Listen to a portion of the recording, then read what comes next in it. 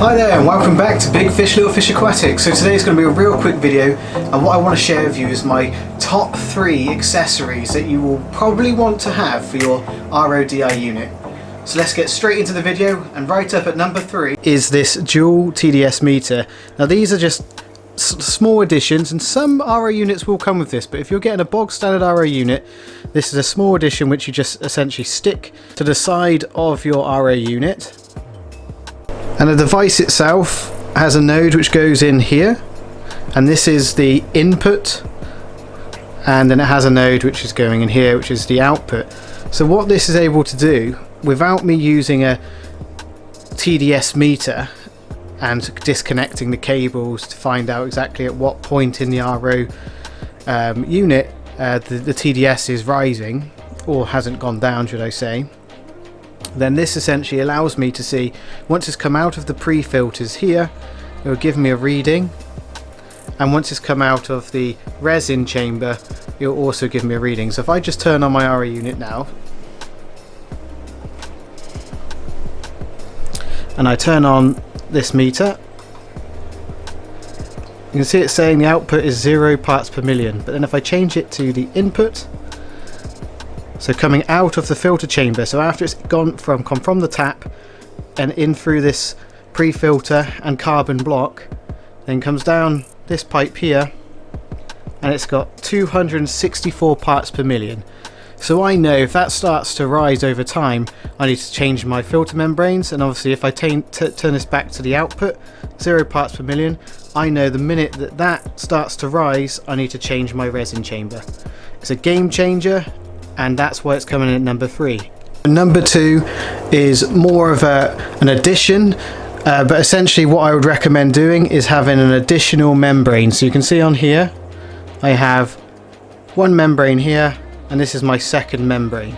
Now the beauty of having 2 membranes on your RO unit means you're wasting less water. So essentially what happens is your water which has come through from the pre-filters comes into your first membrane, and then the pure water comes out and goes into the DI resin chamber, but then you can send the wastewater back through again the second membrane, and then that will then shoot out wastewater ultimately, and then it'll have some water also going to the DI resin chamber to be further purified, ready for your aquarium. Obviously not all RO units have DI resin chambers, so it would just come straight out, but obviously mine has a DI resin chamber, which is this here.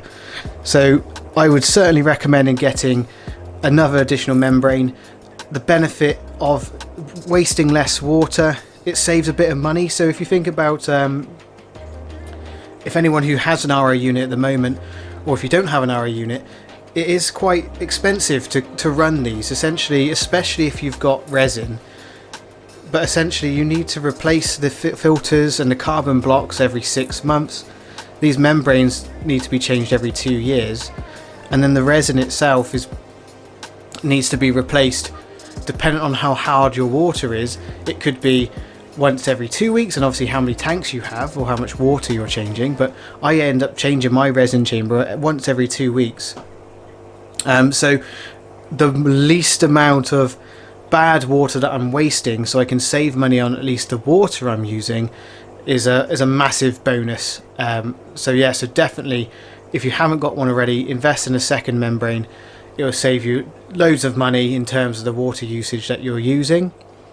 One thing I will call out though, and this will link into my number 1 item, but dependent on your pressure, you may or may not be able to run 2 membranes, or you may find that your output slows down because it has to then go through a further container.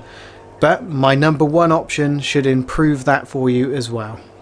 So coming in at number 1 is a pressurized pump, which will help push water through your RO unit. Now this is really good, especially if you have low pressure coming out of your tap or out of wherever you're connecting your RO unit from, as it will really help bring that pressure up. Most RO units perform best at around 60 psi, but obviously depending on what RO unit you have, it will work at a different pressure level.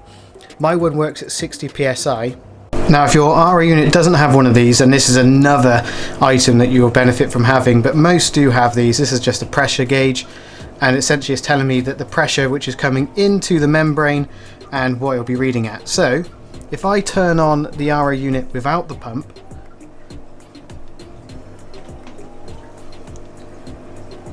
you know, it's barely getting to, well, it's probably about 10 psi. But if I now turn on the actual pump itself, you see that shoots right up to 60 psi. And now the benefit of these pumps is incredible. If I ran this RO unit at 10 psi, I would get the same amount of output. However, it would take me probably 3 to 4 hours to actually get to that water. It also would mean that my membranes would probably not perform as well, and so would my resin. So it's also better in terms of long-term maintenance. But by running this pump, I can get my 30 litres out of this RO unit in less than an hour, probably about 45 to 50 minutes. Now the pump I use is called an eShen. I got this from a company in the UK called Osmotics, and it's actually where I got my actual RO unit from at the moment. So please excuse the way the RO unit's set up. I've recently moved out into this fish room, and I'm just trying to work out the best place for everything. So it's kind of just on the floor rather than positioned somewhere nicely. If you want to check out my fish room video, I'll put a link up in the top right so you can have a look at that if you're interested. But this pump itself, eShen, comes from Osmotics. It's specifically for my 150 gallon per day RO unit, so it helps it retain the right pressure for this particular unit itself. So make sure you do your research on which pump you're going to get for your RO unit to make sure you get the right one, because you don't want one which is going to be too powerful, and likewise you don't want one which is going to be too not efficient enough. So yes, that's my top 3 accessories for your RO unit.